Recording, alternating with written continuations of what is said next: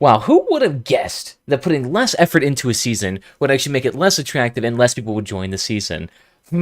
I wonder who. Let's talk about it.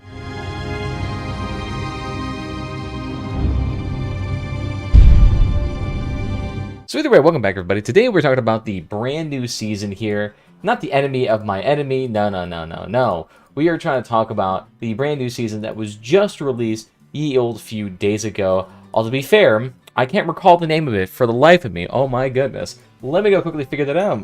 Okay, I figured it out. Holy Motors, my goodness. That is not a good sign when I completely forget a season's name. It's been out for like a couple of days now.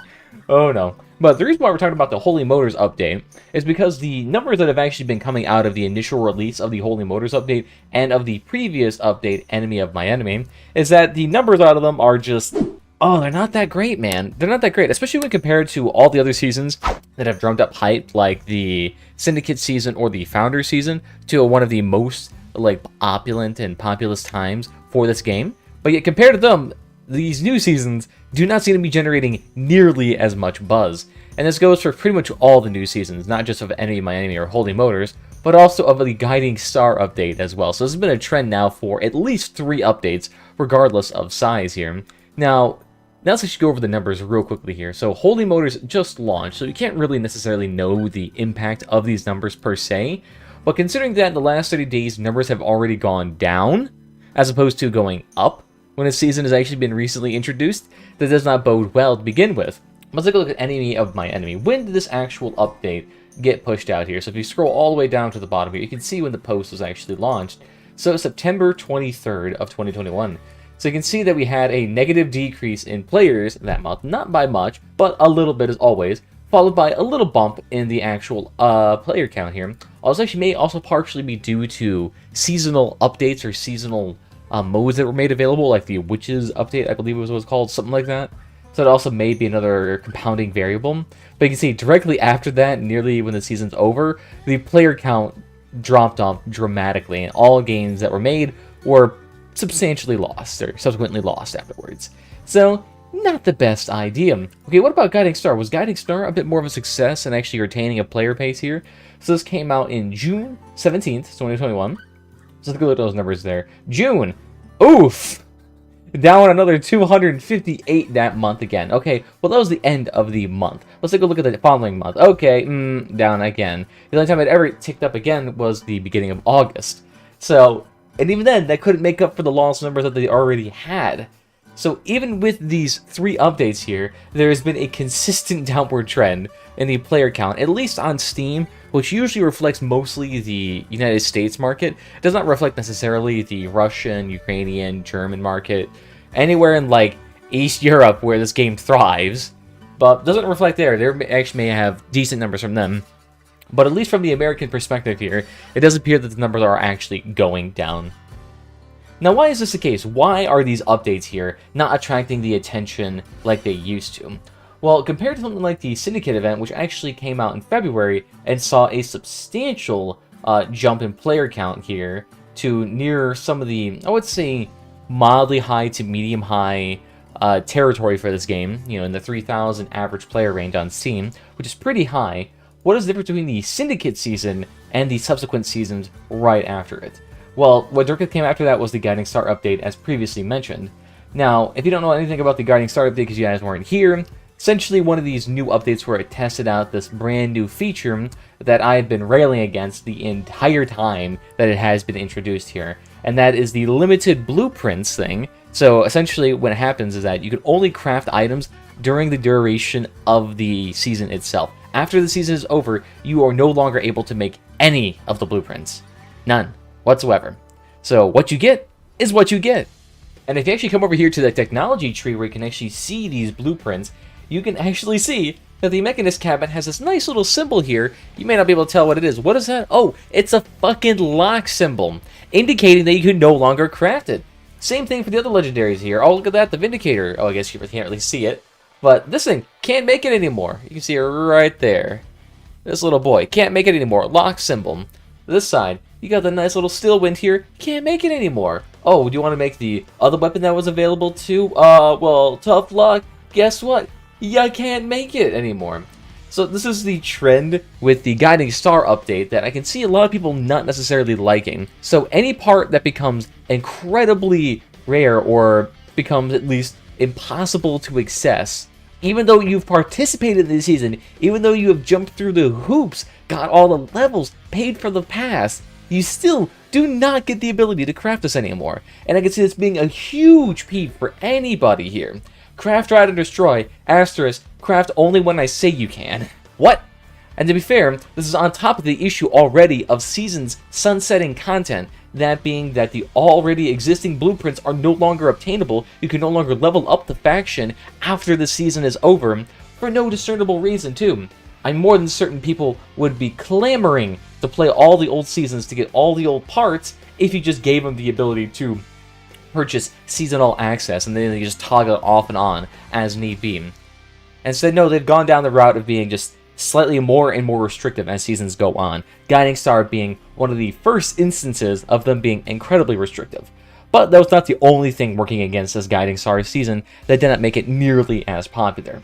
Now, just as a quick side note here, they did also have a free container and Twitch drops associated with this Guiding Star update, and these do necessarily help them out a great deal. Any sort of free gifts that actually enhance the cosmetics of your car are always going to be greatly appreciated because, one, they're not going to interfere with balance in any sort of meaningful way.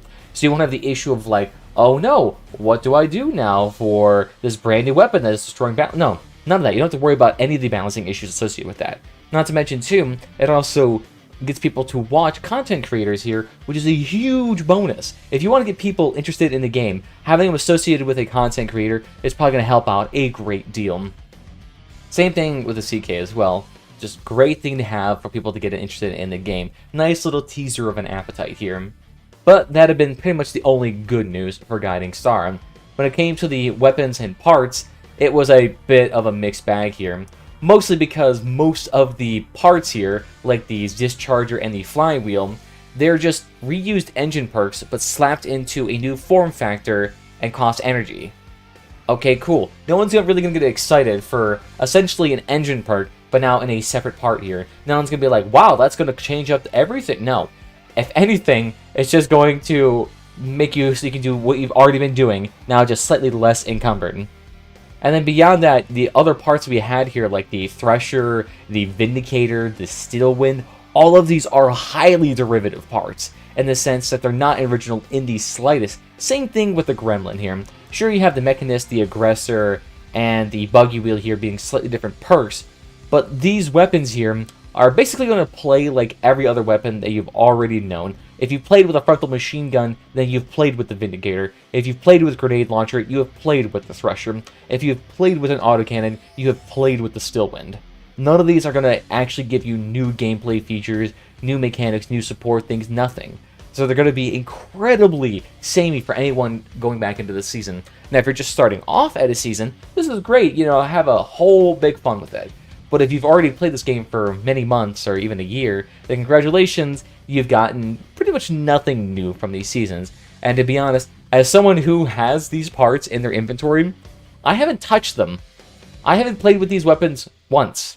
I haven't played with the Thresher, I haven't played with the Vindicator, I haven't played with the Steelwind. Not to mention, too, that all these weapons are super pricey. So actually trying to get them and use them, it is quite expensive. Yeah, sure, you get the Mechanist cabin for free, but you want to play with the Vindicator, you're going to need 4 of them. And at about 3,000 coins a piece, that's really expensive. Not even to say what it's like on consoles. Oh my goodness. You guys probably have this for like 20,000 coins at that point.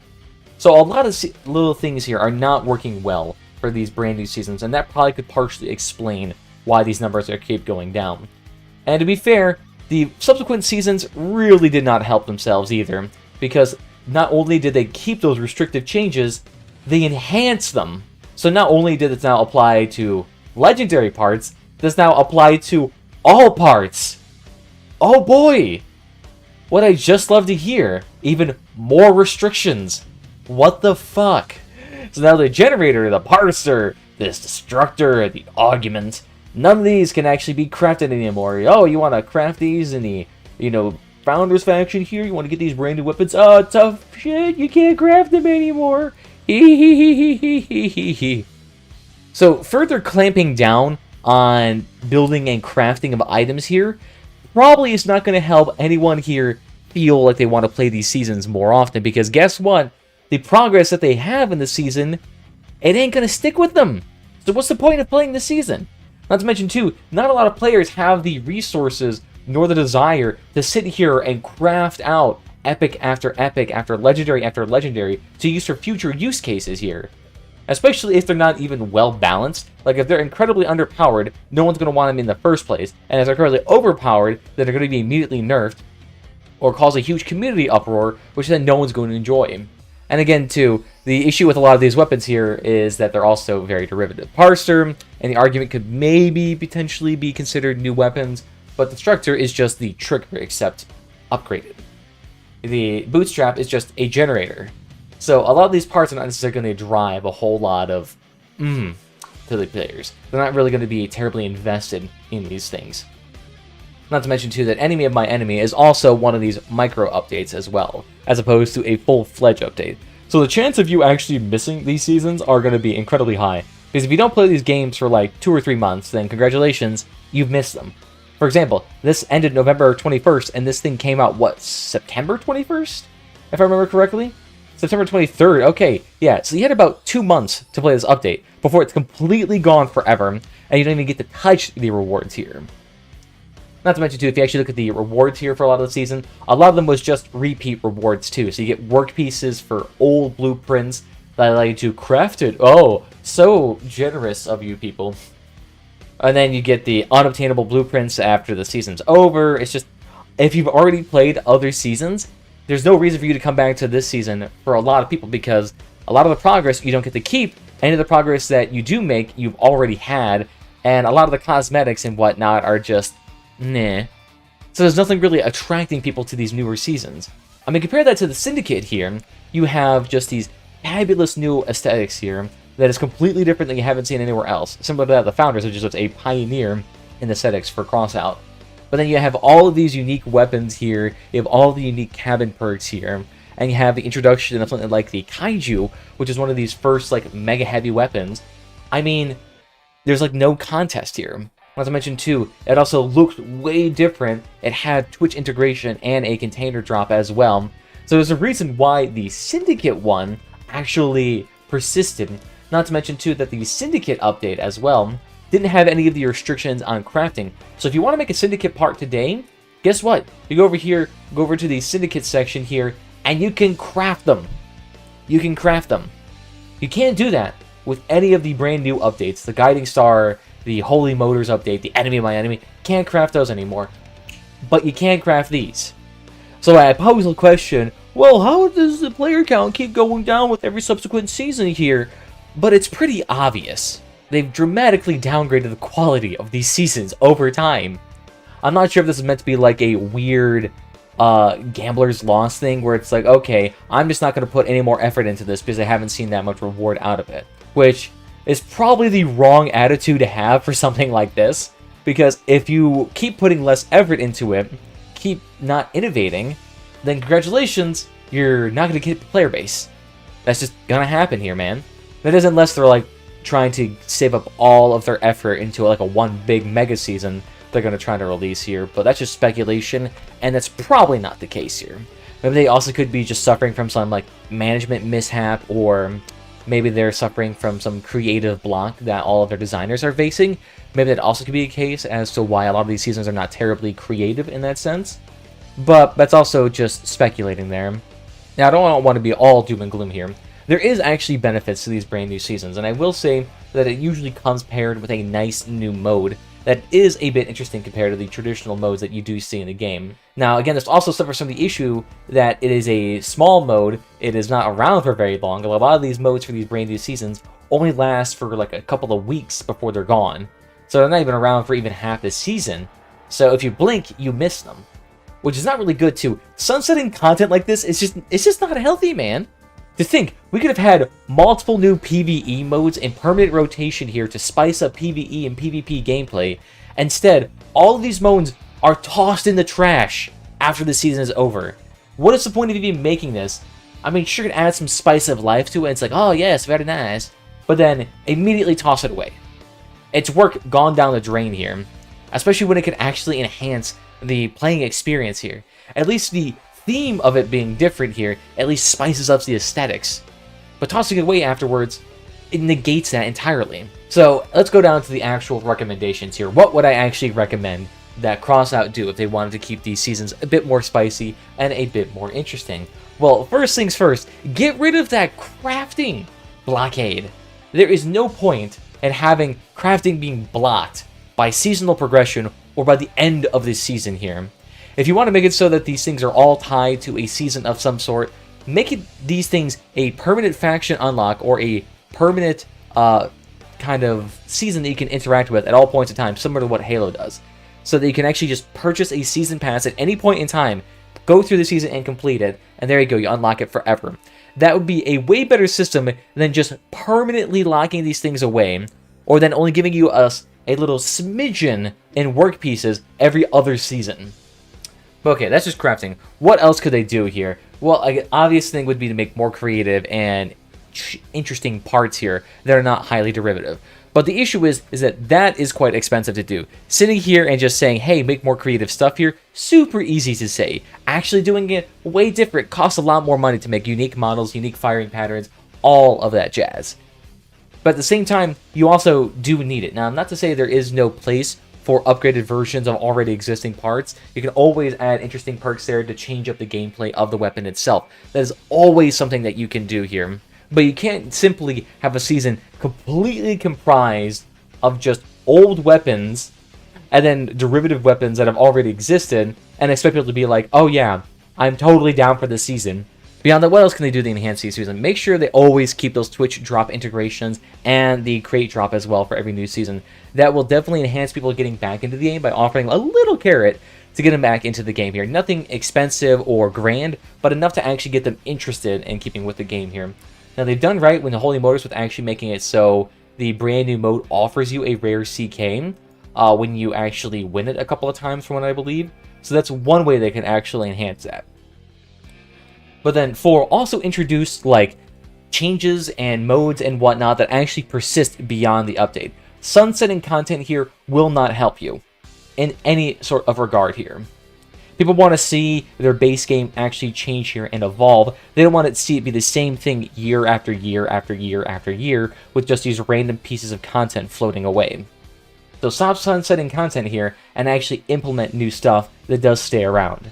Like make the red light a permanent mode or modify it so it can be a permanent mode here. That'd be one thing that you can do. Same thing with the other like thematic Founders PvP mode or PvE mode that had Plastic Reward. You always can make that into the rotation as well. Even if you have to include it as a brawl, that is something that they can do.